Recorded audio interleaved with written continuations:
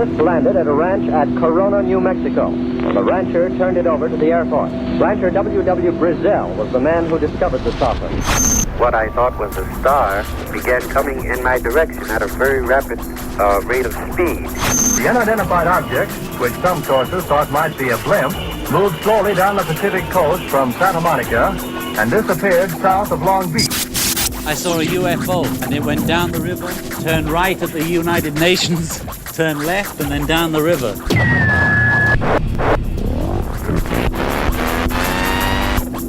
UFO Classified. UFO Classified. No more plausible deniability. Fact, fiction, or the truth. You decide. And now, the new voice of the high desert, the hostess of UFO Classified, Erica Lukes. Well, happy Fantopia Friday. I am Erica Lukes, always happy to be here with all of my friends from every part of the globe. Thank you for supporting me, for taking this journey with me and exploring and having an open mind, and also being logical enough to understand that we need to be very guarded about what we accept, and we need to be educated, and we deserve the truth. We have had some very interesting events since December 11th, as you know, with the announcement by the New York Times, or the article that the New York Times ran. And of course, I'm going to be talking to my guest about that this evening and the fallout from that. I want to just tell all of you that we are going to have a wonderful 2018. We're going to see incredible change. Things are going to come to light, and I believe that this is going to be a very empowering year for everyone who has had encounters that change and affect their lives. I'm very excited about this, and I'm happy for all of you and your support. Again, I will say that. My guest this evening is someone who I think is just a beautiful interviewer. He is very kind with the way he approaches people that he speaks with, and he's very educated.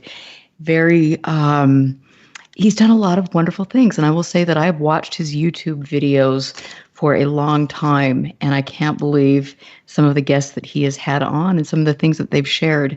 I want to thank UFOs Northwest for really pushing me to get my guest this evening on tonight. UFOs Northwest is a big fan.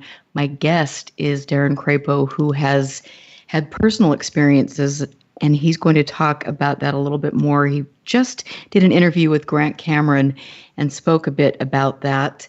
This will be interesting, but he has had a 7-year journey into the world of the unknown, and he has hosted for you to CTV's UFO Planet, and of course the UFO Planet series, 342 episodes. I mean, that is absolutely mind-blowing, and the way he looks, the way everything is staged is incredible. He has a great following. He's examined more than 10,000 UFO videos, photos, and interviewed people on camera from Canada, USA, Mexico, England, Saudi Arabia, Pakistan, the Netherlands. It's incredible. He believes that it is important to disclose the truth, and he understands that the UFO community is quite interesting. And I wanted to say thank you. I love your interview. I mean, you've done some really amazing interviews, but your interview with Robert Bingham. That was an interesting interview. Erica, it's amazing to have the opportunity to be able to hear everyone express their opinions and their feelings, and to be able to learn from everyone as I went through that process. And Robert Bingham was definitely one that I enjoyed interviewing. He's kind of a controversial interview to start with, because there's, well, as you know, in the UFO community, there's people that stand on both sides of the fence. And Robert was an interview that I looked forward to and really enjoyed. He was a very interesting person to speak to. You know, it is interesting to me to see the way the UFO community treats people that come forward with things like this. And I have no doubt that people do. There are certain people that do have the capacity to summon in UFOs. So, I mean, what was your take at the end of the day after you interviewed him? Because I know he's controversial. It was, I actually learned a lot of things from him. There were a lot of people that had preconceived ideas, and I was able to speak and get the information right from the horse's mouth when it came to what was happening in his group. And I always wanted to make it to Los Angeles to be able to join them in a group session and watch and see what's happening, and I never was able to do that. But it was great to speak to him, and I think initially he was a little bit concerned about being on the program. I'm not sure I should say this, but I was told before the interview began that if I went into certain areas that the interview would be cut off. Oh. But you know the way I do my interviews, I'm not there I'm there to lead people into a discussion and to have them share with me. And the way I see it is I want them to do most of the speaking, and I'll do a lot of listening. And that is exactly what happened with Robert. We've remained friends on Facebook, and I've followed his work. As controversial as some people may think it is, I think that there may be something to what he's doing there. And I've also spoken to other people that were part of his group, which have splintered off to create their own group, and they all, to me, came across as honest, decent people that were experiencing something that was not necessarily commonplace. And, you take their word for what they're saying, and I understand that he's very, very passionate about his work. And when I see someone having passion about what they do, I think you have to step up to the plate and give them a place to share that information. And after I was finished the interview with Robert, I thought, well, there's a lot of people that don't agree with you. And I thought, well, he certainly held his own when it came to the interview, and I was very pleased that I had the opportunity to spend some time with him and learn about him and their procedures. I know there's a lot of people out there that claim to be able to summon UFOs, and it's not just Robert Bingham. There's lots of people that do that. I would get emails all the time. After I aired that program, I had a viewer in Scotland that contacted me and said that I asked Robert to describe what they do and how they go about it, and this person was in Scotland, was brand new into this, and he heard the interview, and he soon after started sending me videos. He said, "Look, Darin, it works. I went out, I did it, and here's the proof of what I got." And I thought that was pretty amazing. And so I think that a lot of other people also have tried it since, and in my audience, and have found success with that, because I've had hundreds of videos submitted to me, and I continue to this day have people submitted videos to me and saying, "I learned how to do this from your program." And I'm sure they were speaking about the Robert Bingham interview at that time, and that tickled me to know that people were listening that closely and paying attention to what Robert had to say, to the point where they could go out and repeat the process in their own part of the world. And isn't that's incredible? And I think when I watch you interview people, I can tell that you have that compassion, and you empower people. And I think that that's something that is gravely lacking, especially in the UFO community. We're not a very accepting bunch, and I don't understand that. So for you to have, to have the courage to bring on such a controversial figure, and then to empower your listeners to, go out and try some of these things, that's a really, really cool thing. Well, I think I agree with you. Sometimes in the UFO world, they start out contentious, and I don't think that ever works very well. You know, what you have to do is, as an interviewer, in my opinion, is to get people to feel comfortable enough that they act like it's just a conversation between the two of you, and allow them the freedom to say whatever they want and not to judge them during the process. I'm also a Canadian, and you know, we're known worldwide for being polite, sometimes to a fault, and so I'm not the controversial type of a person. I want people to feel comfortable, and you have to do that in order for them to open up to you and to your audience and to share what they have to say. If you come out of the gate fighting with them or being combatant with them, well, you're not going to get a very good, you're not going to hear what they really want to tell you. They're going to be defensive, and I want them to be so comfortable that they feel like they're speaking to someone that they have known their entire life. And if you do that, then they open up to you. And it worked really good with Robert. I don't think for a moment that he felt threatened by the interview, like I was going to attack him. And it was just simply a case of getting the information and learning from him. There's not everyone I interview that I agree with their points of view, but that's not the purpose of the interview. The purpose of the interview is to let them share with my audience, and my audience can make up their own mind as to how they feel about what they have heard. That is so incredible and so needed. And I really, I mean, there's some show hosts that it's all about them, and they just talk and talk and talk, and it's like, oh my goodness, what you have this incredible person on your show, be quiet. And let them talk, because this is, I mean, you're doing this for the same reasons that I am, to hear people's personal experiences, and they are so powerful. And I don't, I mean, there are very few people that I've run into in my time in this field that I believe are being deceitful with their experiences. Oh, absolutely. I can tell you right now that I conducted almost 50 interviews that never made it to air. And it was because that's that Canadian compassion kicking in again, and I was afraid that if I aired the videos that it would literally destroy their lives.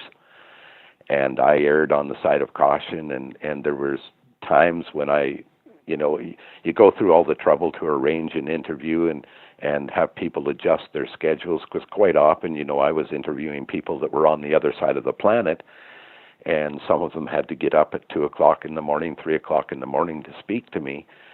And then you tell them in an email shortly after that you're not going to air the interview, that you're concerned about some of the things that they mentioned in the interview. And, I'm not trying to be derogatory about them or anything like that, but there was times when I honestly felt like they had emotional issues, that perhaps what they were coming up with was not what they would really say if everything was okay. Does that sound polite enough? Yes, that is very polite. You are just so Canadian. And then there was many times when those people a few months later would contact me and thank me for not airing their interview, because they were, they didn't want to. And you're right, there are people who are deceptive. Everyone wants their 15 minutes of fame. And I know UFO Planet was, it's far from the largest UFO show on YouTube, but at the same time, sometimes, and I had warnings, there was people when I got into it that warned me and said, you're going to have people that contact you, and they're going to have outlandish stories because they want you to interview them and they want to be on TV. And there were some where I recognized that was happening. And I don't think that has any benefit to the UFO community whatsoever when someone does that. And if I recognize that, I would make sure that it never went any further than our discussion. I still have kept all of those interviews, but I will never air them. Plus, there was a lot of times when I did interviews with people, and we would, our interviews were generally an hour long, and then we would officially end the recording session, and we would continue on for another hour on a very deep personal level, because a lot of people all of a sudden would even open up even further when I knew that it was no longer being broadcast, even though it was still being recorded. They knew that, and they could trust me that I was not going to release any of that information. And I learned some amazing things after the transmitter got turned off.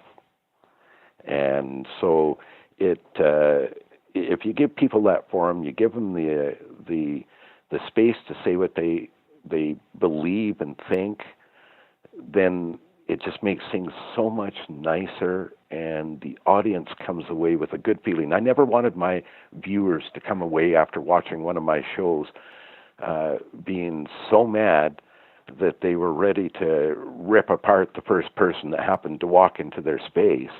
I wanted them to come away feeling like I really enjoyed that, and that way when I call them the next time, they would readily accept another interview and also share the same way, and not be afraid to share. And a lot of times I interviewed people who I was the first person who had ever interviewed them in the UFO community, and some of those people have gone on to do wonderful things in the UFO community, and I think if I would have approached that in a combative mode, they would have walked away from it permanently. And some of those are like Crow 777 from San Diego, Steve Barone from Las Vegas, Nevada, and I was their first interviewer. And those, just those two people have gone on to become a respected part of the UFO community since that time.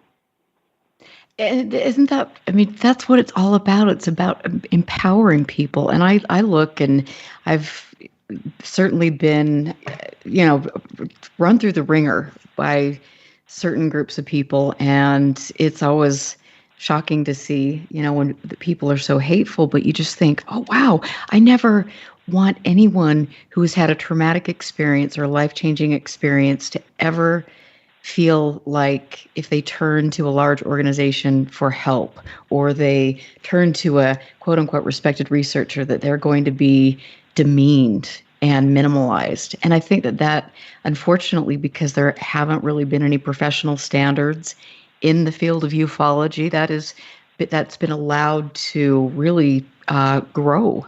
And that has to change.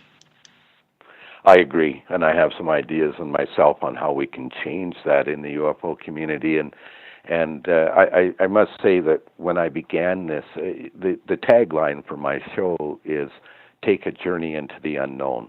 And the reason I selected that as a tagline is because that exemplified exactly what I was doing. I had my own personal experiences, and I decided. I was actually, at that time, I was employed by the government and in the IT field, and I had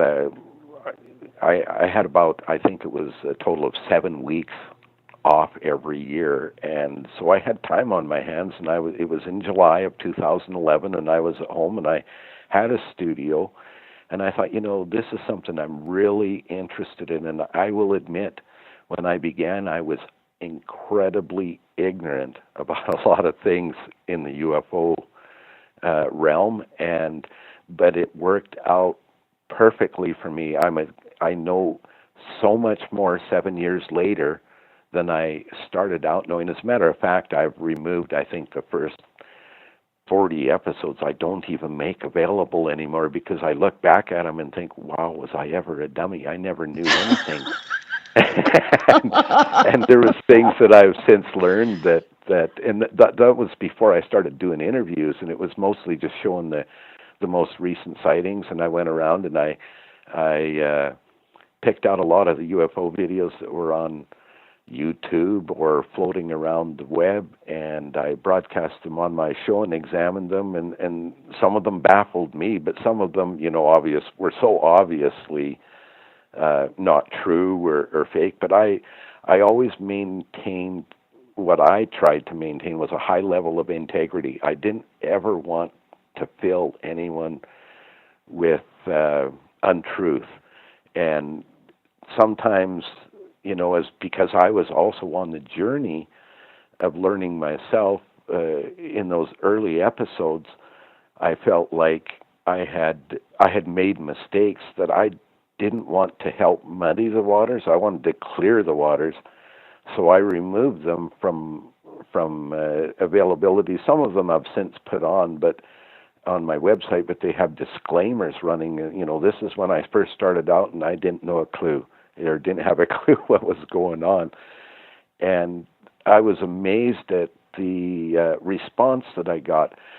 I would have people that would email me a lot. You know what it's like when you're in the public eye and you put yourself out there, like people are just ready to roast you. And I would be warned about that. I had all sorts of warnings. I was told that the CIA was going to track me down and kill me because I was doing UFO videos, and that the government was going to make my life hell on earth, or heck on earth. But none of that ever transpired. And I always was waiting for the CIA to show up at my door. I kept some apple juice in the fridge specifically for them, so we could sit down and have a nice little chat. But they never came. But there was a lot of people that were kind enough to warn me that you're going to run into people who are going to rip you to pieces. Mm-hmm. And I have to say that for the first 6 years of doing this show, that never happened to me. I never had problems with people, even on YouTube, which is notorious for being troll central, where people go and, they're hiding behind their keyboard, they don't have to identify themselves, and they just rip people to pieces. But I never had that. I thought, well, I must be doing something right, because they're not ripping me apart like they are the other channels I see. And so I just maintained on that same track. Now, unfortunately, in the last year, being nasty online has become the in thing. And so it kind of shocked me the first time it happened to me. It was like, oh wow, that's never happened before. What did I do wrong? Yeah. But I think the entire world is, unfortunately, we're watching social media. Oh, and I hear the music, and I hate to cut you off. Oh, and absolutely. I want to talk about that when we get back. I'm Erica Lukes here with Darin Crapo. We will be right back. Stand by. This is UFO Classified with Erica Lukes. Erica Lukes. The phone lines are open now at 702-425-9230. That's 702-425-9230. Worldwide callers use Skype name KCOR Radio. More UFO Classified. UFO Classified with Erica Lukes on the KCOR Digital Radio Network. After this. Thursdays at 11 a.m. Pacific, 2 p.m. Eastern, The Voice of Spirit. Come join inspirational clairvoyant, medium, and psychic Leo Bonomo. As he connects you to the other side. The breathtaking 2-hour show will take you on a journey not just through the paranormal, but into the world of mediumship with world-renowned international guests, exploring a world of topics relating to anything spiritual. You're ready to wake up, you're going to wake up. And if you're not ready, you're going to stay pretending that you're just a poor little me. Live Thursday, 11 a.m. Pacific, 2 p.m. Eastern, exclusively on the KCOR Digital Radio Network. The Voice of Spirit, hosted by Leo Bonomo. It is amazing, is it not? Your connection to spirit is but a show away.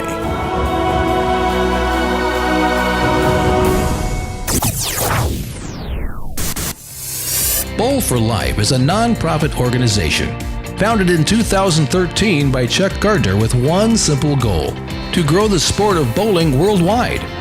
Over the years, Bowl for Life has given out thousands of dollars in scholarships to youth bowlers around the world.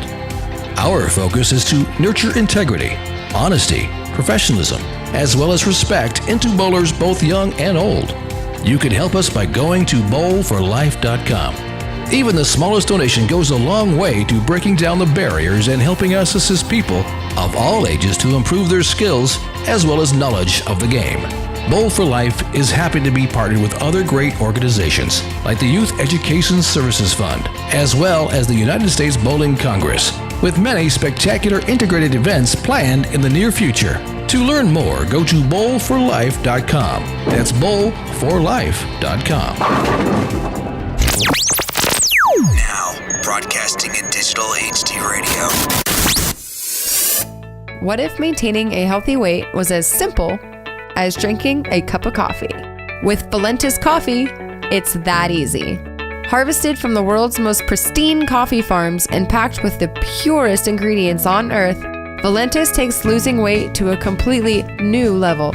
At Valentis, we believe everyone deserves a chance to be healthy and fit. It's pure, natural, healthy, and delicious. Click the Valentis Healthiest Coffee banner on the KCOR Digital Radio Network website and take the Weight Loss Guarantee Challenge. Valentis Coffee, simply the world's healthiest coffee. You're listening to UFO Classified with Erica Lukes, where the truth isn't hidden beneath the black lines of a Sharpie. That's the craziest thing I've ever heard. To be on with Erica, call 702-425-9230. That's 702-425-9230. Worldwide callers use Skype name KCOR Radio. Radio contact. Share your thoughts on the show on Twitter by using hashtag KCOR. Or head over to the live chats at KCORradio.com. The audience goes nuts. And now, your host of UFO Classified. Are you ready? Erica Lukes. Erica Lukes.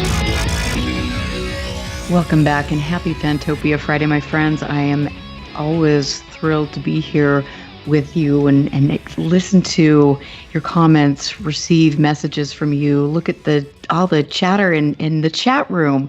I adore you, and honestly, I know I have not met most of you personally, but I feel like you're my friends, and I am here to support you. And I know that my guest this evening he feels the same way, that we need to create cohesion. We need to create acceptance and empowering people. And I love that. It's really important. We have to do that because the world is changing and not in a good way. My guest this evening is Darin Crapo, and I know you've seen him. If you haven't seen UFO Planet, you need to go to YouTube.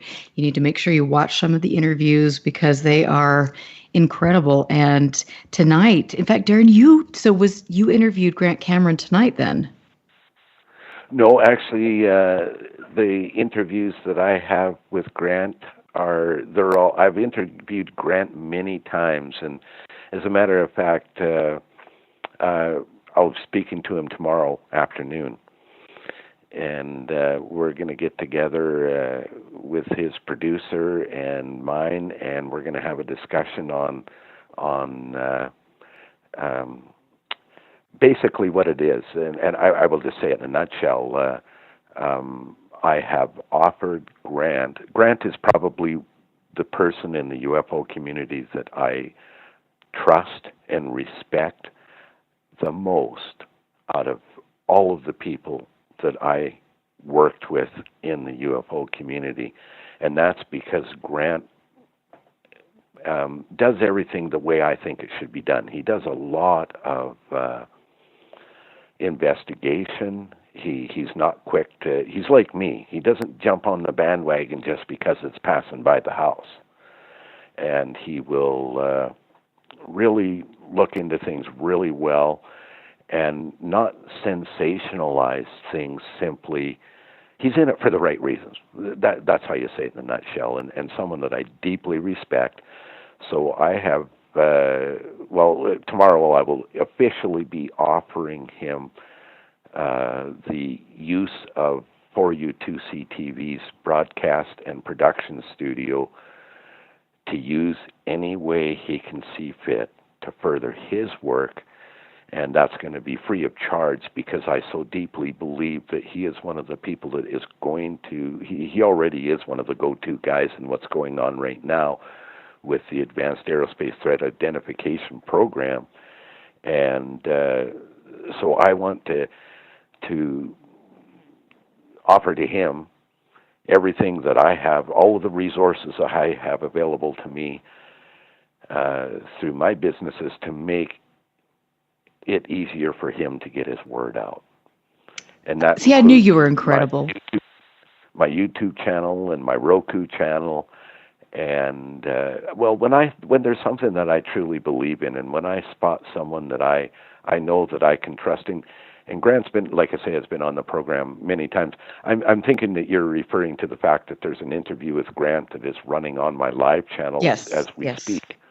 But that was actually an interview from 2014. That's the first time I interviewed Grant. And since then, he's the one person that I had on the program most of anyone. And it wasn't because he was Canadian. You know, he's a couple of provinces over from me. It was simply because of the way he conducts business. And I would consider Grant to be, I would count him amongst my trusted friends, not just a colleague now. I've gotten to know him well enough that I just can't say enough about how much I really, truly respect the man. And that I isn't agree. always the case in the UFO community.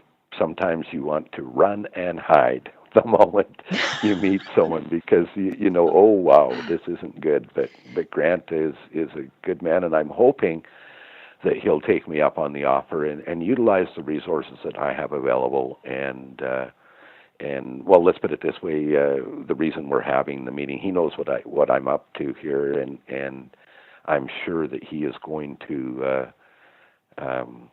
take advantage of that, and I hope he does. I hope he puts me to work to do whatever he needs to do, and I'll be right there for him. Oh, you are wonderful, and I agree. I really respect Grant a lot, and he has done tremendous research. And so I think, you know, when I'm looking at people that actually have relevant information that I trust, Grant is top on the list. And when I started in this field, there were people that I really held in high regard that I don't anymore. I don't even look to them for anything, because they really offer nothing but ego. And Grant is in this for the right reasons, and he is. I agree with you wholeheartedly, and I hope he takes you up on your offer. I do as well. He's a tremendous person. He is. And we were talking about, before we left for the break, we were talking a little bit about how it is for each of us to be in a public, you know, be a public figure and to come under attack. And I want you to let's talk about that a little bit more. Yes, absolutely.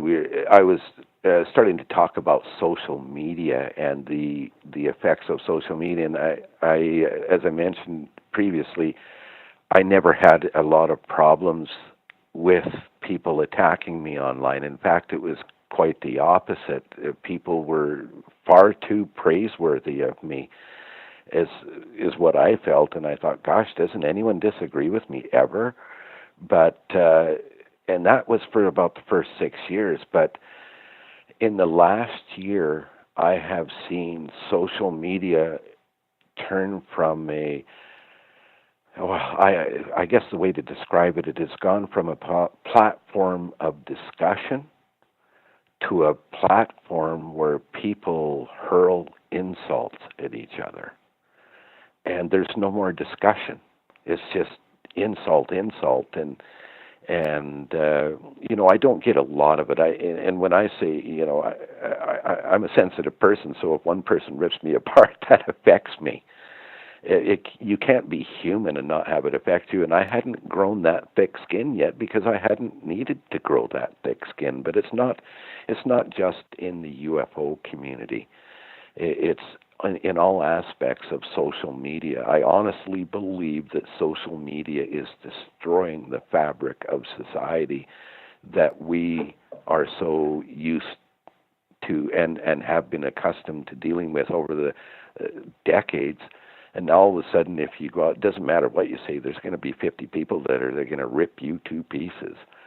And I think that that's been heavily influenced by some of the things that we have seen in the political realm in the last 12 months. Hatred is now the in thing, and it's okay to rip people to pieces. There's no such thing as discussion anymore. And I don't see ever in history where that ever has turned out well for anyone. It always leads to bad things. So even if you don't agree with people and you have opposing views, like I didn't vote for our current prime minister, but he's my prime minister. Mm-hmm. And so he is in power, and I will respect him for that and give him the respect that he deserves. But in return, I expect him to do the same thing back to me and to the public. And I think that's where maybe, I'm going to go out on a limb there and say, when you have a president down in the United States that constantly hurls insults on social media, I think that affects the population. I think they look at that like, hey, it's okay to do that now.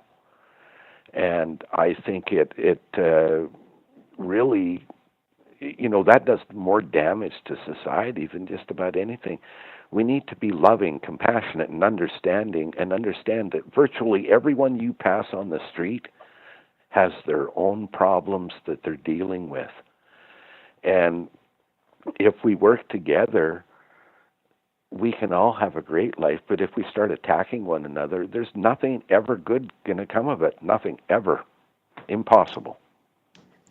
And I could not agree with you more. And it is, we talked when we were on break, and I was telling you some of my concerns about the UFO community and how people are so likely to jump down rabbit holes or to believe in conspiracy theories that they're learning about on YouTube or hearing about from, like Alex Jones or things like that people aren't using common sense. They're not looking at the bigger pictures anymore. No, I'm not sure it does. But it's really dangerous because I want my child to grow up in a world where everyone helps everyone else, where we're trying to make a difference, where we're respecting our planet, where we actually believe in global warming. And it's just such a crazy time right now. And I really want to just throw this out here. There is an alt-right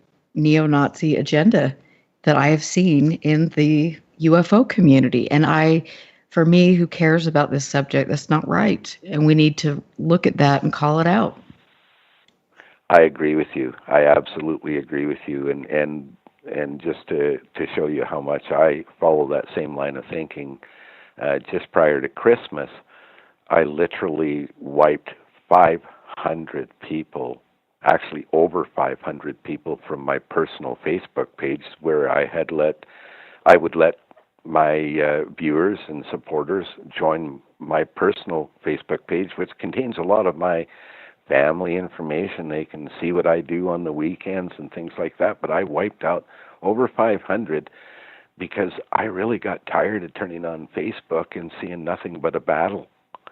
I don't want that I deal with police reports all day long. I see enough nasty, horrible things, murders, rapes, and just the most despicable things that humans can do. And I don't want to turn on my Facebook and see people doing that to each other right online. This is supposed to be a discussion forum where, you can post something, a nice little event on there, and people will discuss it and either like it or move on to the next one or whatever. But now it's moved to the point, and like I say, it's not just in the UFO community, Erica. I noticed it on our Canada Police Report feeds. I think it was on the 15th of December.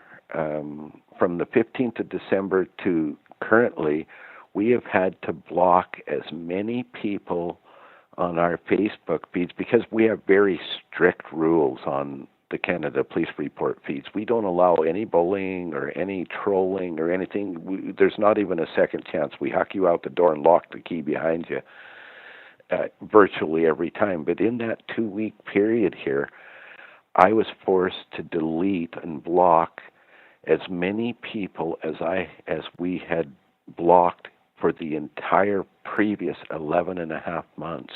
Now, Christmas time is always stressful for people.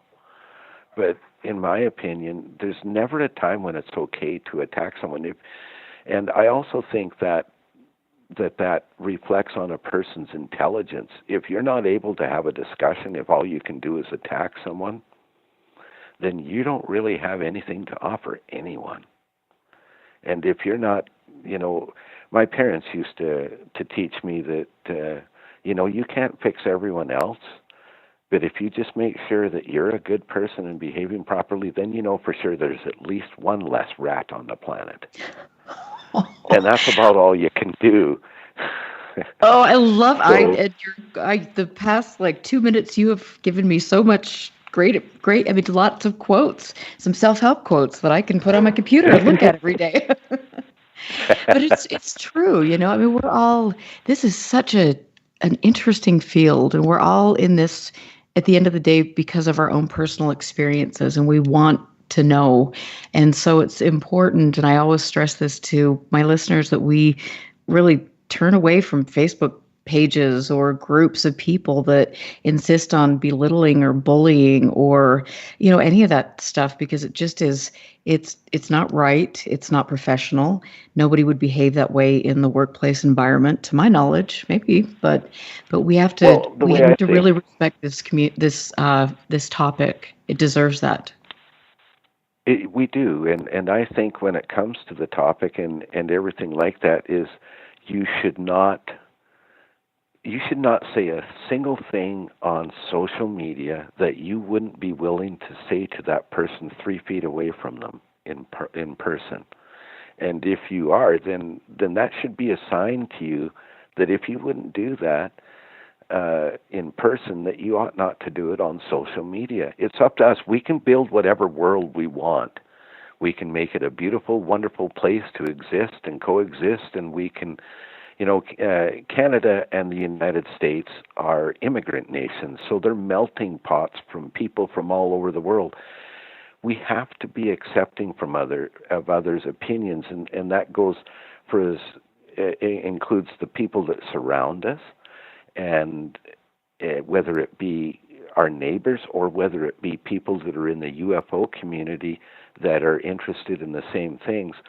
And what we should be doing as a community, especially in the UFO community, is capitalizing on the fact that there's differing opinions and share those opinions, because maybe at the end of the day, if we do that, we will actually come ahead instead of, and we might learn something. You might learn that someone that you perhaps didn't think had anything of value actually has something so valuable that you're glad you listened to them and let them have their voice, and that is often the method that I used when I did interviews and when I spoke to people and communicated through email.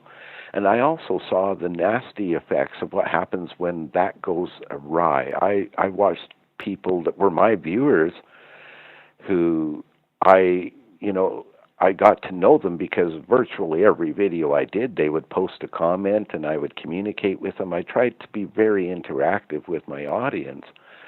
And I would see them start attacking each other, and I would tell them, I had no problem going on and saying, that doesn't accomplish any good. If you have something to say, let's discuss it like adults. Let's not act like we're a child on the school playground that's competing over the swing, because put your ego in your pocket and leave it there and have an open mind and be prepared to learn and listen. Doesn't mean you have to agree with a person. Doesn't mean you have to believe what they have to say. But wouldn't it be a horrible world if we weren't permitted to have an opinion of our own? And why can't we as human beings be a little bit better on sharing those opinions with one another without destroying one another. Like I say, there might be something to be learned if we listen. And I've always said that, that's why God gave us 2 ears and 1 mouth. We need to listen twice as much as we talk. I'm going to write a book with your quotes.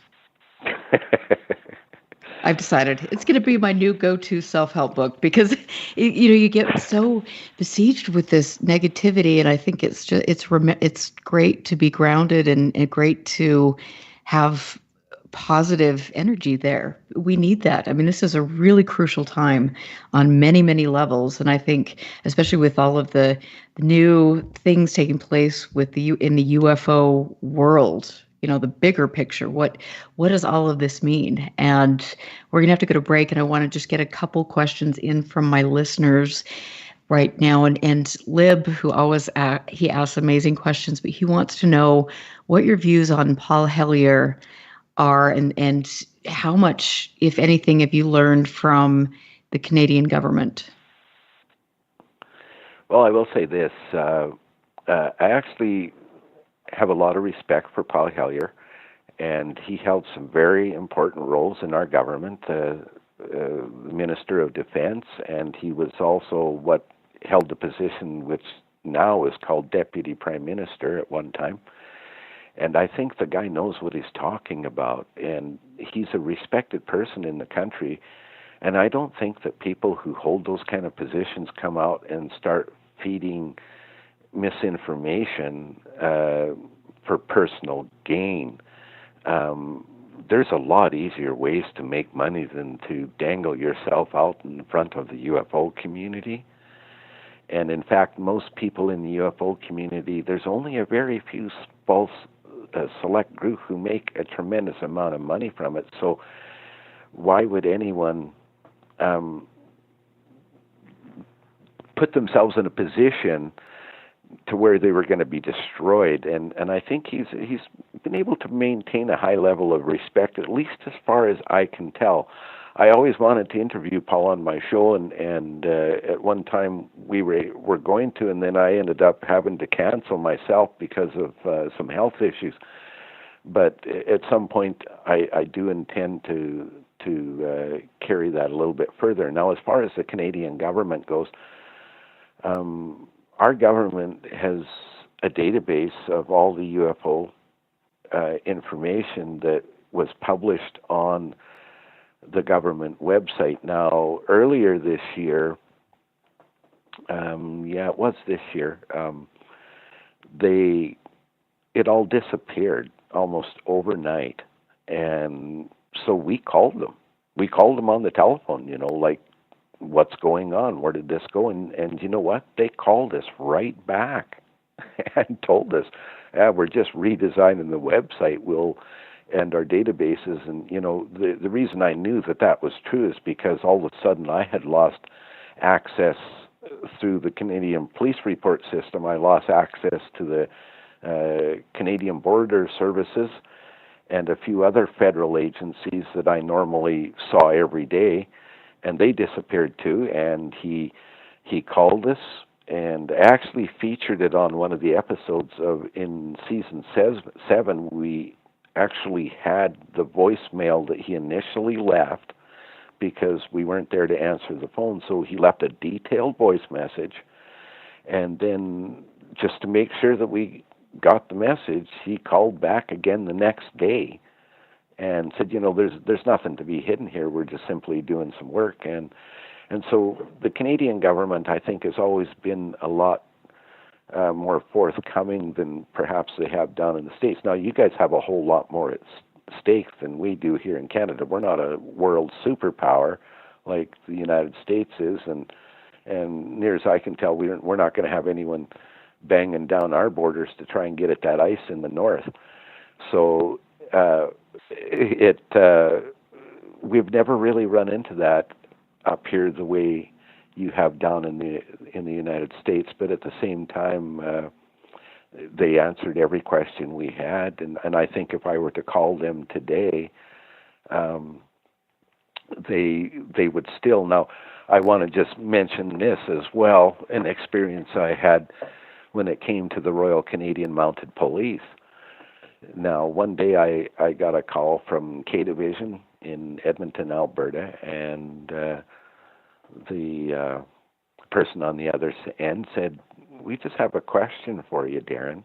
Are you the same Darin Crapo that hosts a show on YouTube called UFO Planet?" And I said, "Yes, I am." And, you know, obviously the person covered their microphone for a minute or nodded their head that, yes, I was. And I heard a little bit of laughter in the background. But the very next day, guess what? They submitted a video to the program. That's incredible. Participated in the show. And I thought, because initially I kind of kept it secret. I never told them that I also hosted a UFO show, and I was almost a little leery too, because I thought, oh boy, they're going to think, you know, they might think I'm a nutcase and pull their cooperation from my news service, and it turned out to be the exact opposite. They released a dash cam footage of it was of a meteorite, but they got the picture. Mm-hmm. You know, they realized that this guy was okay, and maybe we should support him there too, because I work quite closely with the RCMP, obviously, with what I do, and as a media partner, and to have. And I've got to cut you off right there. I'm so sorry, because I hear the music and I just want to listen to you. But we will be right back. I'm Erica Lukes. I'm here with Darin Crapo from UFO Planet. We will catch you on the other side of the break. Listen very carefully. This is Houston. Say again, please. Houston, we've had a problem. This is UFO Classified, live every Friday night, 4 p.m. Pacific, 7 p.m. Eastern, exclusively on the KCOR Digital Radio Network. The truth is out there, just waiting to be discovered. And now, if you will, accompany me on a journey to the future. For more information on the host of UFO Classified, Erica Lukes, upcoming guests, as well as links to the past shows, visit her website at ufoclassified.com. UFO Classified. UFO Classified. This is KCOR Las Vegas, home of the Digital Radio Network, broadcasting from a shack just south of Area 51. Wait, that doesn't exist. This is the KCOR Digital Radio Network. Now for the news. Now, broadcasting in digital HD radio. This landed at a ranch at Corona, New Mexico. The rancher turned it over to the Air Force. Rancher W.W. Brazil was the man who discovered the saucer. What I thought was a star began coming in my direction at a very rapid rate of speed. The unidentified object, which some sources thought might be a blimp, moved slowly down the Pacific coast from Santa Monica and disappeared south of Long Beach. I saw a UFO, and it went down the river, turned right at the United Nations, turned left, and then down the river.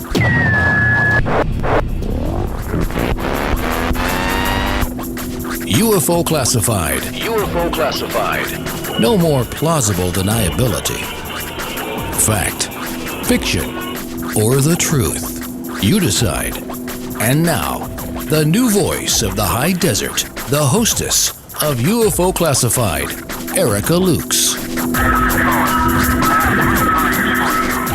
Welcome back, my friends, and happy almost New Year's. I'm so excited to usher in 2018. 2017 has been a bit of a trip. I've had wonderful experiences. I've traveled all over the globe, and my favorite experience for the whole year was traveling over to Norway and working alongside Erling Strand, who heads up Project Hestal, and that was a wonderful experience. And I'm hoping in my spare time I can start editing all of the video that I took when I was over there, so you can see the interviews and see all of the wonderful things that take place over there. I think it's interesting.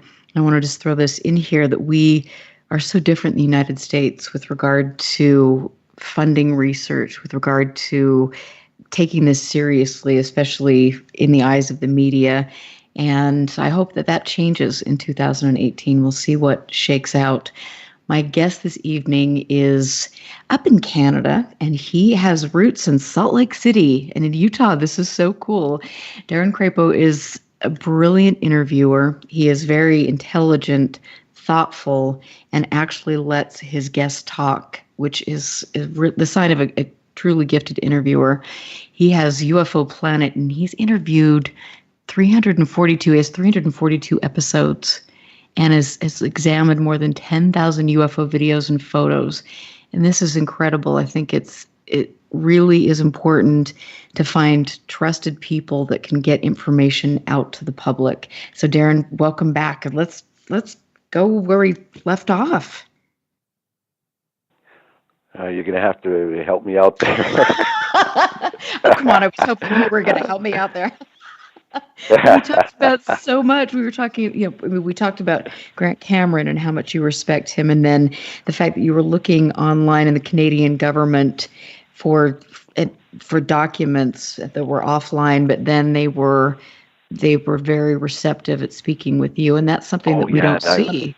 We were talking about how the Royal Canadian Mounted Police actually, gave their approval by actually participating in the program and allowing me to use their dash cam footage of a meteorite that fell up near Edmonton. And to me, it really solidified the fact that they had some trust in me and what I was doing on both sides of my media service, both in Canada Police Report and with UFO Planet TV. And so it made me feel good. Plus, I thought, well, here, it's just a meteorite that's falling from the sky. But, to someone that's not familiar with seeing those things, it's an anomaly. And they actually emailed that directly to me, and I put it on the show. And then the next time we spoke, they talked about that they had seen it. So I think that's a sign that, and that's our federal police service here in Canada, and I felt like it gave me the green light that, if they're going to participate in that part of my media service, that it validified what I was doing. I will say this, though, I did try one time. Our Facebook wall for Canada Police Report has tens of thousands of followers. And one day I thought, well, you know what I'm going to do? I'm just going to post a UFO Planet show on that wall and just see what kind of a response I get. Oh, wow. And immediately I got an email from someone that said, if you're going to mix UFOs and police work, then count me out. I'm not going to subscribe. And I thought, well, if you're going to be that way, let me help you out the door. Click, click, click. And I blocked him.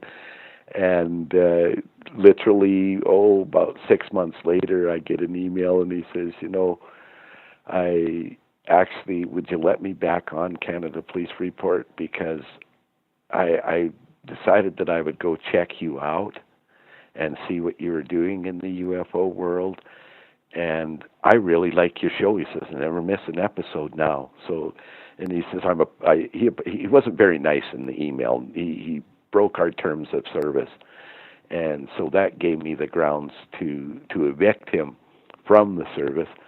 And he begged to come back because he went and he said, well, you do that just like you do Canada Police Report, and meaning that I'm there just to tell what's happening, to tell the truth as I see it. With the police, it's not hard because they're my writers. I don't write anything. They write virtually every report, and we simply publicize them. So it was nice to see someone that wasn't into UFOs at all go and watch my program and then decide, hey, this isn't so bad. I'm learning something, because I wasn't the type of a person on the program that would come out and say, you got to see this amazing video, and then I show lens flare. If it was lens flare, I'd say this is lens flare. Or, and I will say this too, it's that in the course of doing the program and all of those videos that I looked at, there was really only 3 that I was completely, well, maybe 4 that I was completely captivated by. And to this day, can't explain them. 2 of those were just in the last few months, and they were both from the same place, from Dover, New Hampshire. And so it's not like I'm the type of person that signs up to do a program like this and is willing to play stupid in order to entertain the masses. I needed to maintain a high level of integrity, and I knew if I did that, that then I wasn't the person that was stirring the mud into the water, that I was the person that was helping purify it. And I think that's important. Incredible. That's, you know, you don't have to look very far on YouTube to find the mud. In fact, it's saturated. I don't know if you well, the way I explain it is there was oftentimes in the UFO community where I felt I was swimming upstream, trying to swim upstream against the current in a river of sewer, and that was primarily the YouTube sewer, because it doesn't matter what it is. I knew that if there was a natural disaster, if you had a hurricane down in the south, or if there was a fire in Los Angeles, or an earthquake somewhere, that the next day there was going to be 50 UFO videos about that event because it's the top event in the news. And so people capitalize on that because they know people are going to search on it. They're going to Google it. And when they Google the natural disaster, they're going to find that there's links to UFO videos, and hey, that sounds interesting. And so it you know, they clickbait it. And by using the events that are current, and so that's an unfortunate thing.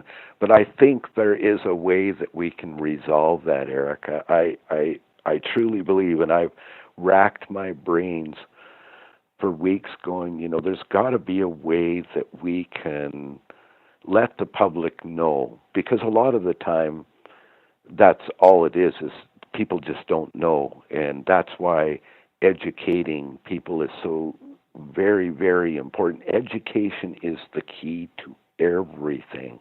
Amen. Amen. World.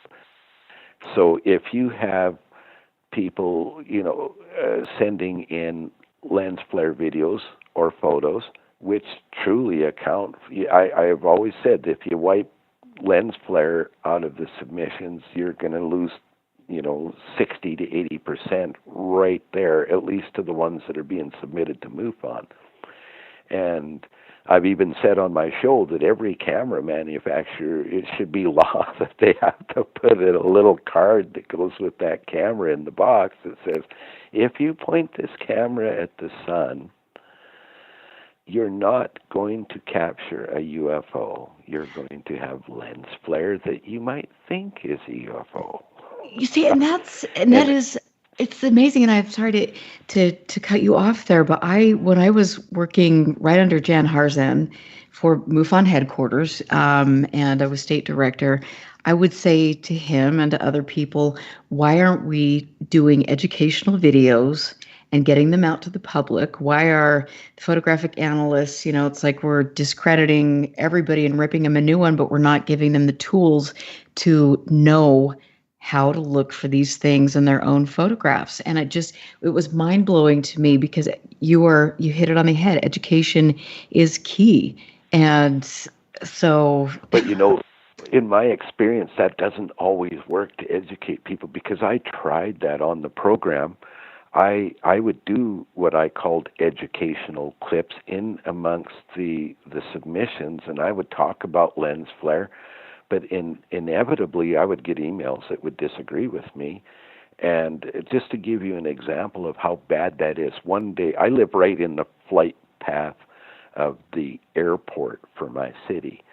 So virtually every aircraft that comes into land at our airport would fly right over my house, and I'm not all that far from the airport, so they were fairly low. And one night I took out my camera, and my purpose was to do an educational video. And so I waited till it was really dark, and there's an aircraft that flies over at 1:15 in the morning, one of the last night flights of the day, or I guess it would be the early morning flight at that point. And I videotaped it with my cell phone. And you know how it is at night. Everything is a UFO at night because you can't see it. And so they had these lights were coming in, and I videotaped it, and actually ended up making a really cool looking video. And so I played that on the show, and I made it a multiple choice. I said, what do you think this is? And I kind of played it during one of the breaks where, I need to run and get a drink real quick. And so I would play a little video clip that would allow me a little bit of a break. And I played that during one of those breaks.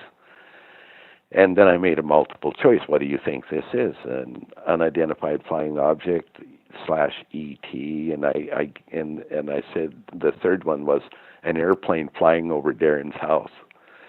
And then after the break was finished, I came back and I said, so what did y'all think it was? And I says, well, I'll tell you what it was. It was an aircraft flying over my house.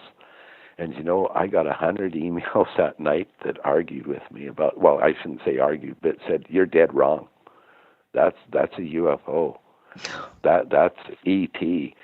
And I mean, the airplane was so close that the phone wasn't able to pick it up, but I could see the designation numbers on the tail as it flew over the house. Oh, and, dear. I've never seen ET arriving at 1:15 a.m. on a schedule every single night, but yet 100 people or more sent me emails and disagreed with me and said, no, you got it all wrong, Darin. That's ET, or that's a UFO. And I'm like, oh, come on, so we're dealing, and that's where common sense is right out the window. If the person shooting the video is telling you what he was shooting and simply posting it there as a learning experience for people, and then I thought to myself, well, I see what I'm dealing with here. Some people do not have the ability to accept the truth. And I've also done a little bit of research, and I wish I could remember the psychologist's name, but she was from a prominent American university, and it was an article that came over the news just a few weeks ago, as a matter of fact, and she talked about people wanting to believe and see a UFO so badly, so much that they're willing to believe anything, and so they train their mind to think that anything up in the sky is a UFO. And she actually described it as an illness of people that circumvent reality that's happening right in front of them because they want to believe so badly that they don't allow their mind to see the truth. And that was the first time I'd ever read anything like that, but she might be onto something. People are desperate, and we live in a day and age where people are, the world is a mess, and people are worried. They're worried for their families in the future, and they're grasping out for something else to believe in because the things that are being presented aren't working for them. And I also think that has an effect on how people see some UFOs. And I'm not saying it's right or wrong. I'm just saying it's the state of our world that has led people down a path where they're willing to believe almost anything. The funny thing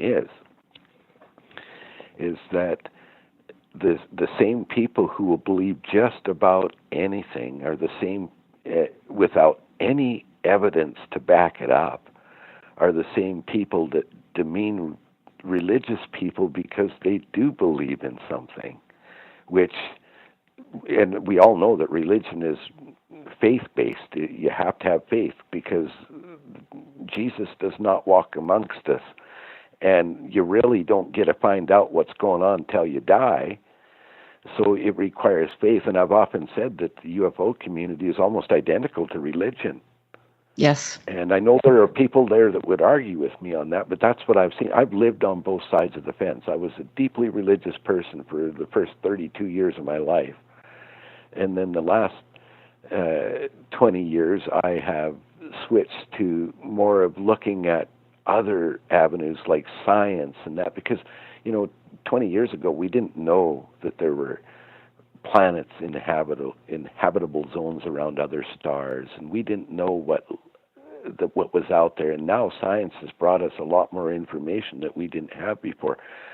But when I sit down and compare them, I will tell you that I have a book that I've written about my experience. It's at the editor's yet, and I haven't spoken a lot about the content of that book, but I do touch that quite a bit in there on how closely related the two worlds are. The religion is faith-based, but in so many ways, so is the UFO community. And you have multiple different denominations of religion. You have multiple different viewpoints of the UFO community. And both of them believe that it's a higher power. So they're very much related, in my opinion, or I shouldn't say they're related, but they're very, very similar in the ways of thinking. But we've got to, as a community, come together, find a way that we can help sift through all of that information that is flowing out to people so that they have a way of knowing what they can believe or who they can trust and who they can't trust. And I've come up with a method. Can I share that method with you real quickly? Oh, absolutely. What I think we need to do in the UFO community is I think we need to form some sort of a non-profit organization so that there's no one getting rich from it. And that non-profit needs to be run by academics, people who have taken the time in their life to go get a higher education, scientists, physicists. We need to have people in there that are filmmakers so that they know how lighting and film works, and photographers.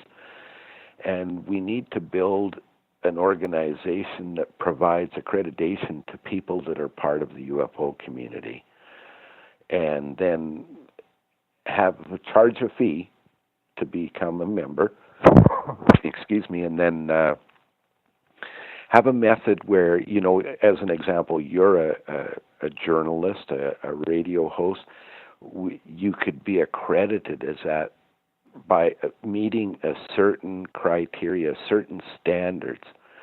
And that way we can, and the same thing with people who do videos, who do everything in the UFO community, and that then you would get a trademarked logo that you could put on your work to show that you have met certain standards, so that immediately would help, especially in the YouTube world where so many people are creating content strictly for the value of the monetization.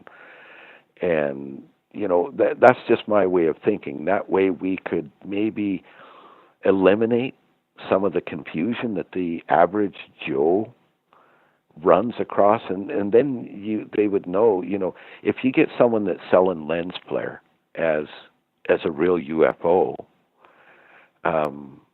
then people see that, and if that's their first encounter with that sort of thing, their first experience of watching that type of program, they're not going to know not to believe that.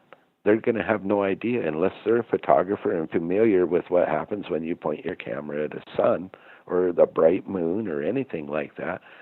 They fall for it.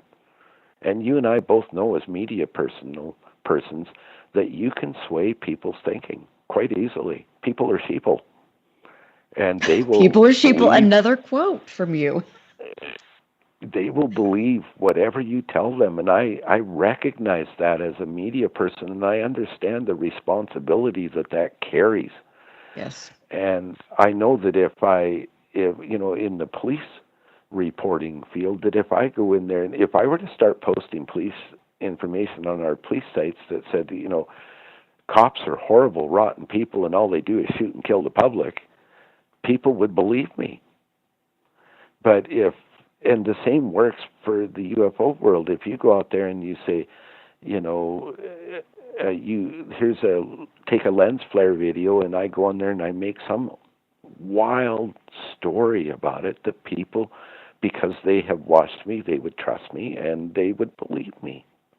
And so we have that problem. One of the biggest UFO channels on YouTube is great at selling the sheeple misinformation, and they suck it up like a sponge in a water bowl. Is there a particular name to that site? Perhaps Third Phase of the Moon, maybe? I don't know. Well, there's a couple that I soon realized, but the one that I think that, can I tell their name on the air? Is that okay? Well, I don't to share know. My personal opinions? I think probably the most disgusting channel on all of YouTube is Secure Team 10. And, it's someone, and there again, that's where I was making the accreditation is. Absolutely. And there comes the for music people again. to have credentials. Oh man, I'm cutting you off midstream, but I agree with you wholeheartedly. I'm here with Darin Crapo. You gotta just stick around because I've got some incredible questions coming up, and we will be back. Stand by. This is UFO Classified with Erica Lukes. The phone lines are open now at 702-425-9230. That's 702-425-9230. Worldwide callers use Skype name KCOR Radio. More UFO Classified with Erica Lukes on the KCOR Digital Radio Network. After this.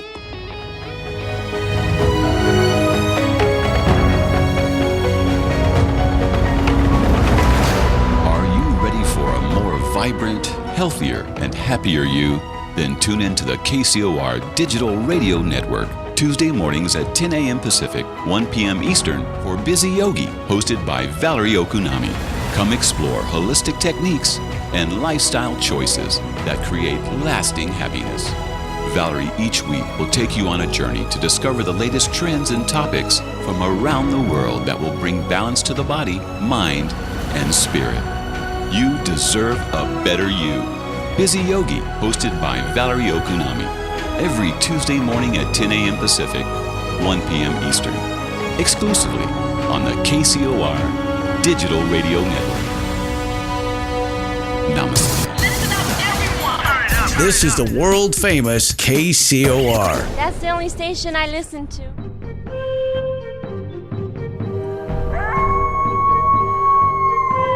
Looking for a radio show like no other? We need something brand new. Then tune into the KCOR Digital Radio Network, Tuesdays at 6 p.m. Pacific, 9 p.m. Eastern, and get ready for The Quantum Shift. A great shift of consciousness is sweeping across the Earth. Are you ready for the dimensional shift? It is amazing, is it not? The Quantum Shift. Hosted by Dr. Sam Muggsy, Kent Dunn, and Drake Bailey. Be part of the fifth dimensional reality, where consciousness prevails and the universal law of one is the only true reality. The Quantum Shift. Live Tuesdays, 6 p.m. Pacific, 9 p.m. Eastern. Exclusively on the KCOR Digital Radio Network.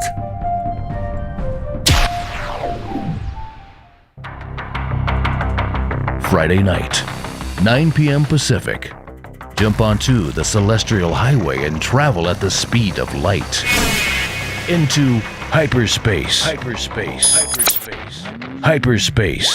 Hosted by Solaris Blue Raven. She navigates you through the cosmic tides of mysticism into the world of covert technology, UFOs, mystical sciences, and the world of unforeseen forces. You get to really sort of enjoy a bizarre ride. Listen live, Friday night, 9 p.m. Pacific. For Hyperspace. The one show that blows the whistle off our government black ops projects. Hyperspace. Hosted by Solaris Blue Raven. Exclusively on the KCOR Digital Radio Network. Want to take a ride?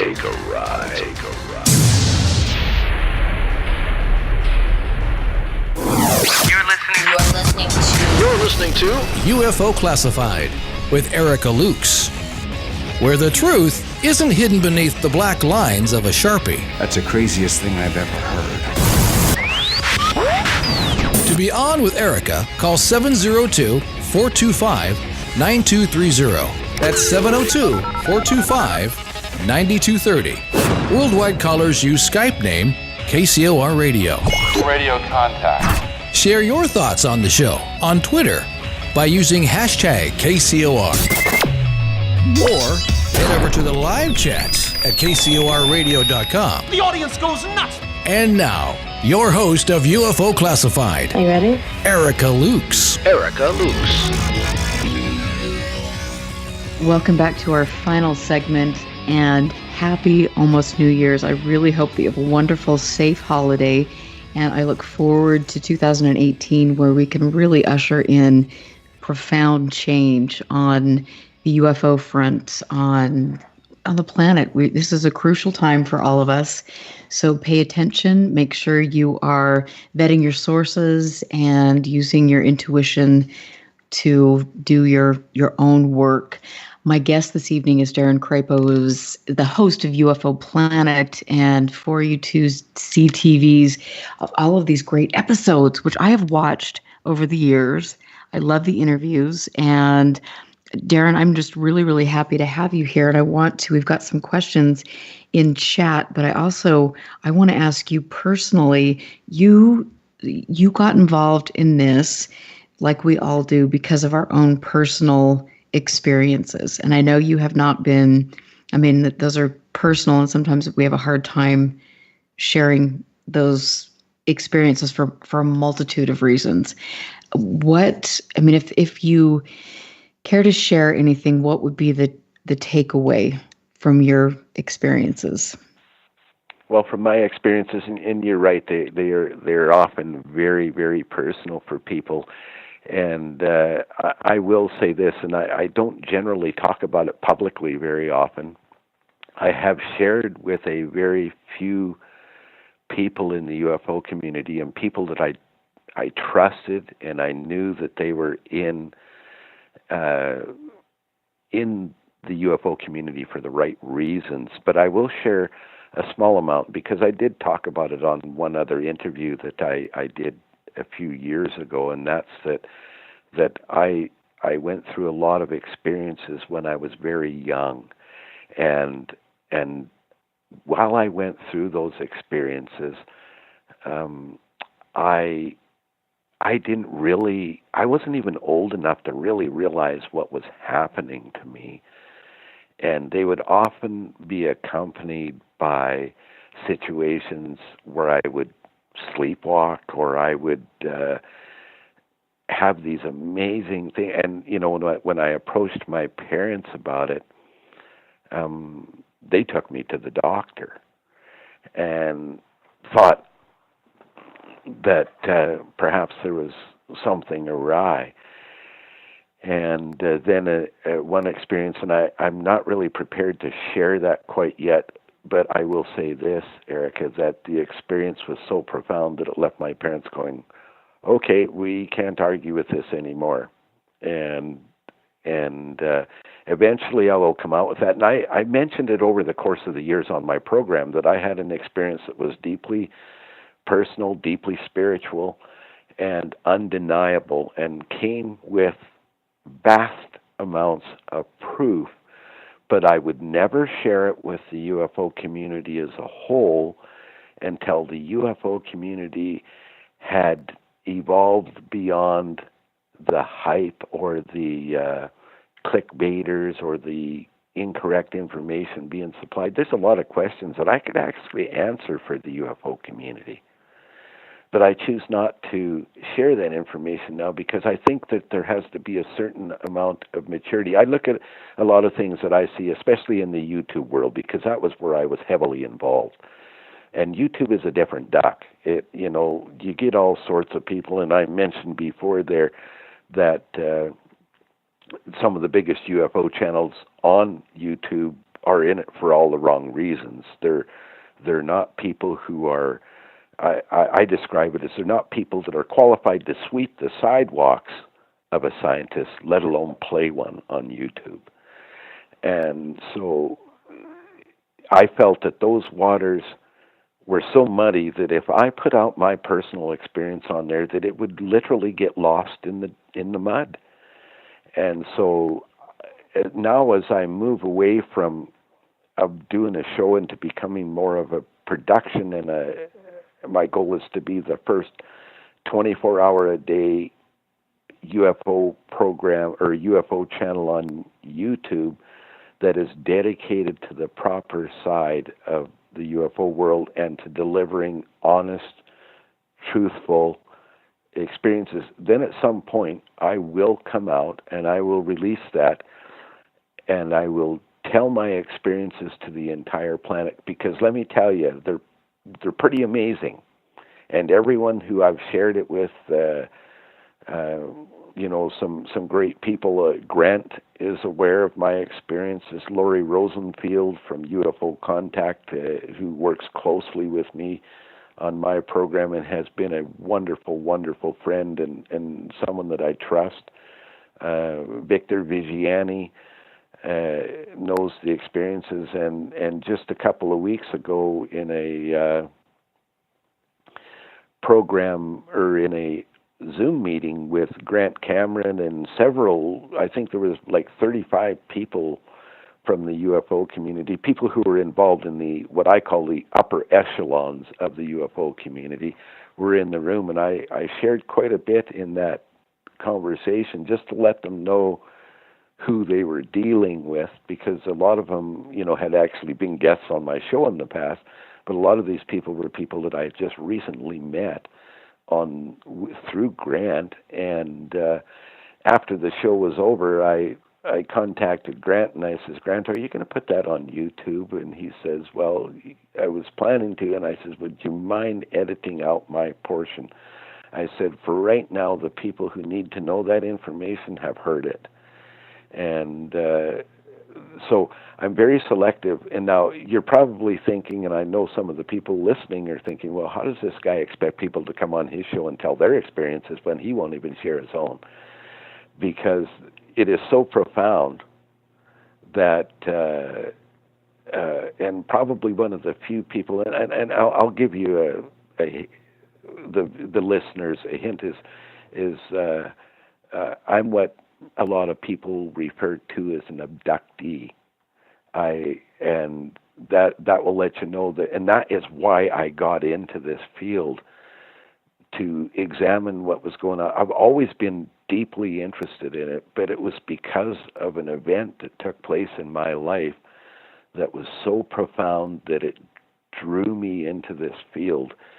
And, to be honest with you, I've kind of tried to bail out of it a few times, but it is so, I feel so compelled to be part of it because of the things that I was told, that there was a purpose for me doing what I'm doing today in the UFO community.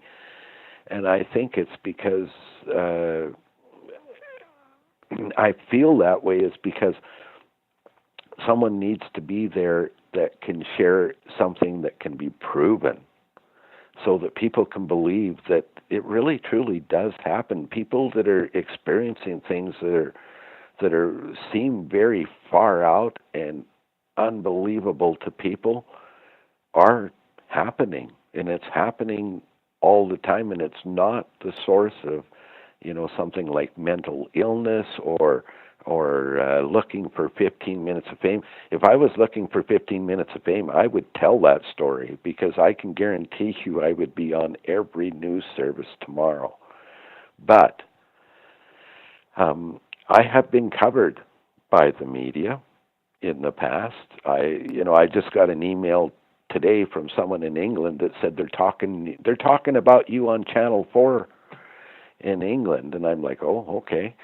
And then I had a news story written about me. A reporter watched my program, and on the program I had a story about someone who had used a laser pointer doing a night vision video. And in the video, I tell people, you should never point a laser pointer at an aircraft. As a matter of fact, in Canada, you can be charged with assault and it carries a 5-year jail sentence. So don't point laser pointers at aircraft.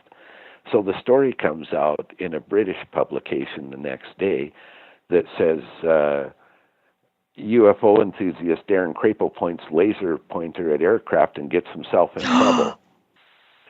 And it couldn't have been further from the truth. When you read the article, and it's still online. I have asked them to correct it or remove it, but they won't, because it gets them clicks. Because when you search on UFO, my name comes up, and so does their publication. And virtually the only thing that was correct in the entire article was my name. Other than that, everything was fabricated, 100%. I have never even been to North Carolina, and I was literally telling people, don't do this, or you will get in trouble. And somehow he heard that as I did it, and I got in trouble. And so when I saw that, I thought, they're not ready to hear a whole lot of truth yet. And I can say this, YouTube is not the medium where that is going to happen.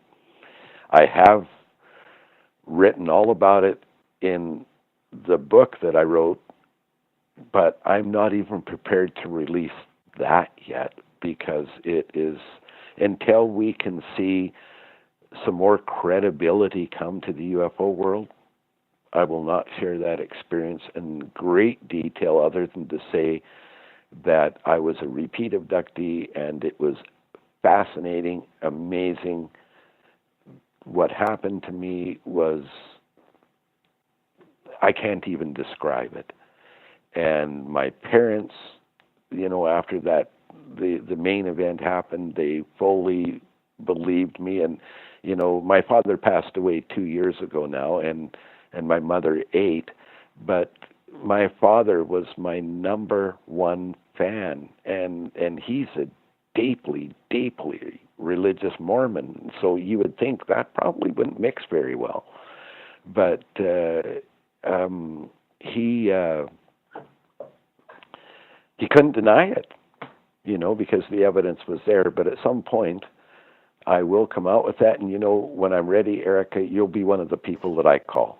Oh, you are so kind. Thank you. Thank you. And I know, there are experiences that I've had that I'm very careful about revealing, because they're personal. And I think it's, again, in time, as I become more comfortable and when I can get more information out there that substantiates some of my experiences, then that is, that's what we'll need to, I will be doing that. But it's a really interesting tightrope that we're walking on. It is. But I refer to it as thin ice. Yeah, we're walking exactly. on thin ice everywhere in the UFO world, and a lot of that because of the misinformation that's being pounded out there by the truckloads. And so I have to ask you, do you, with your own personal experiences, do you feel that this is good, bad, extraterrestrial, interdimensional? What is your gut telling you about all of this? I can tell you exactly. It's in my experiences, and I mentioned this to Grant in the group just the other night, my experiences were always amazing. Like, I know people that they say that terrible things happen to them. That never happened to me, ever. It was always deeply spiritual. It was always a positive experience every single time. And the people described themselves to me as interdimensional. They were us. Does that make sense? Now, how do I know all of this to be true? Probably one of the people that I trusted more in my life and admired in my life of anyone was my own father. And I mentioned that he was as deeply religious as you could possibly get. And I know that Las Vegas has a lot of Mormons in it, and so does Salt Lake City, and they're listening to this conversation right now, and they'll understand when I say that my father was the stake patriarch. He was a very spiritual person within the church, and he backed me up on it 100%, and even said to me, he actually, one night I said to Dad, I said, Dad, would you give me a blessing and talk, I want you to, go there. And he told me in there that everything that I experienced was true and real. And like I said, he's the person I trust most in the world and did trust most in the world. And I still, and that to me validated it. And when he passed away, it was kind of sudden, and I went and I come from a family with 15 children. I'm number 14. And oh wow! It happened to be that I was the son that was close enough to go back to the family home and spend some time with my father after he became quite ill, and I also had a job that was extremely flexible. So I took my studio and literally set it up in his basement so I could continue doing the program, and I could continue, remotely working for Canada Police Report right from my father's very rural home. And so him and I spent a lot of nights while he was so ill, and we would sit down, and he was laying in bed, and I would sit in the chair across his room, and we had some amazing, amazing conversations where he shared some deeply spiritual things with me that validated everything I had been through. And then he told me, a year after he died, my sister sends me a letter in the mail, and she said, Dad wanted me to mail this to you a year after he died. And so I get a letter a year after my father's death from my father, and he basically went back through what had happened to me as a child and what had happened, the conversations that we had, and and he also said to me that, if he was permitted, he would visit me after he died, and I'm happy to say that, and I would say to my sister, he said he would come, and he never has, but he did just a few nights ago, and it was profound. And I have a identical twin brother, and he was with him in the dream, and he said, I will come to you in your dreams. And so he did, and that's the first time I've ever laid eyes on my twin brother, because he died when we were infants. And and I know that life after death and what's happening with what we call extraterrestrials is more closely tied together than a lot of people think. And that'll kind of give you some ideas of where I'm going at with my own personal experience. And I know that too, because that when I walked into, when my father was in the hospital, he was very, very ill. And my sister called me up. We were taking shifts. I had two sisters that lived close by and myself, and so we were kind of taking shifts so that my father was never alone. And one morning at 8 o'clock in the morning, my phone rings, and it's my sister, and she said, I have to ask you, did you spend the night with Dad? And I said, no, I didn't. I was dead tired. I went home last night, and my shift starts at 1 o'clock. I'll be there at 1 o'clock today. And she says, no, you need to come right now. And I said, what's wrong? And she said, well, Dad said you came and you spent the whole night holding his hand and talking to him. Oh my gosh. And he is quite upset because as soon as I arrived, you left. And he wants to know where you are. And he wants you back here. And she says, I don't know what went on, Darin, but you need to get back here right now because he's very upset that you left. And I said, Chris, I was never there. And she said, well, he says you were. And I says, well, there's only one other person I know that looks just like me, and that would have been my identical twin. And then also the same experience when my mother was in the hospital, and I was actually in Salt Lake. I was decorating, my wife and I were decorating our Christmas tree, and the phone rang, and it was my dad saying that your mother's very ill. You need to get home to Canada as fast as you can. So I hopped in my car and drove through 23 hours of blizzard to get back to home. And I walked into my mother's hospital room, and I touched her shoulder, and she was conscious. And I touched her shoulder, and she jumped a foot in her bed, and she was so sick that she could barely move. She jumped a foot, and she looked at me and she said, how can you be standing on both sides of the bed at once? And it wasn't me. I was the only one in the room with her. So I know that what we believe in as what people often refer to as the spirit world is not nearly so far away as we would think. And I can tell you that from my experience, it's very much related to what people consider to be UFOs. And that's just based on my own personal experience. And I know others go through other things. Do I believe that there are people on other planets out there? I think we'd be pretty naive to think that we're the only ones in this entire vast universe. But I think there's more to what's going here on Earth, too, than we're currently aware of.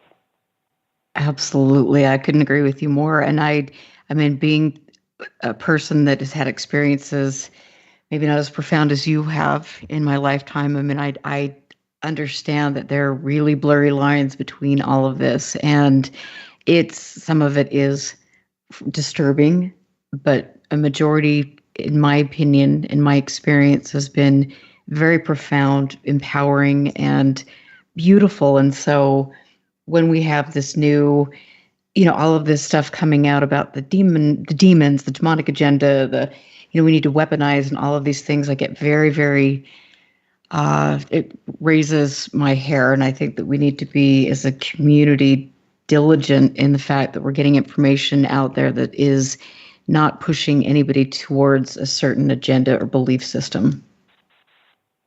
Exactly. And we need to be open and accepting of all people's opinions. But I think a lot of times, and I saw this throughout the course of the show, is that Hollywood movies tend to really influence people a lot. In fact, if a new Hollywood movie came out that had aliens in it, I knew for sure that 3 weeks out after that movie was available on DVD that I was going to be getting submissions from people who were cutting it right out of the movie and sending it to me as their experience when, in fact, it was, I watched the movie too, so I saw it already. But we need to be open. We need to be compassionate. We need to be understanding and willing to learn and share with one another, because I'm not saying that my experience is the only experience or the only thing that's happening. I think a lot is going on, but we need to work together as a community to facilitate the proper sharing of the information and the vetting of the people who are sharing it, so that we can grow as a UFO community, and that we can use the information that is available through this to grow as humanity itself, because there's a whole lot more to what's going on that meets the eye.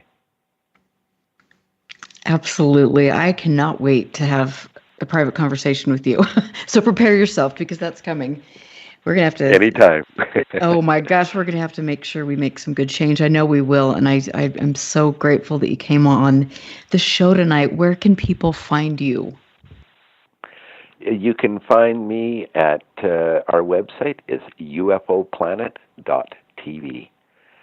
And a lot of my programs that are on YouTube are hidden on YouTube, and they're available exclusively on the UFO Planet TV website. But other than about the first 50 episodes, virtually everything is there. that I produced over the years, and you can go through and catch up anytime you like.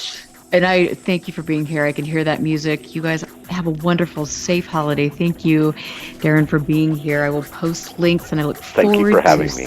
Absolutely. I will catch you guys next week. Be safe, and have a wonderful New Year. Listen very carefully. This is Houston. Say again, please. Houston, we've had a problem. This is UFO Classified, live every Friday night, 4 p.m. Pacific, 7 p.m. Eastern, exclusively on the KCOR Digital Radio Network. The truth is out there, just waiting to be discovered. And now, if you will, accompany me on a journey to the future. For more information on the host of UFO Classified, Erica Lukes, upcoming guests, as well as links to the past shows, visit her website at UFOclassified.com. UFO Classified. UFO Classified. This is KCOR Las Vegas, home of the Digital Radio Network, broadcasting from a shack just south of Area 51. Wait, that doesn't exist. This is the KCOR Digital Radio Network. Now for the news.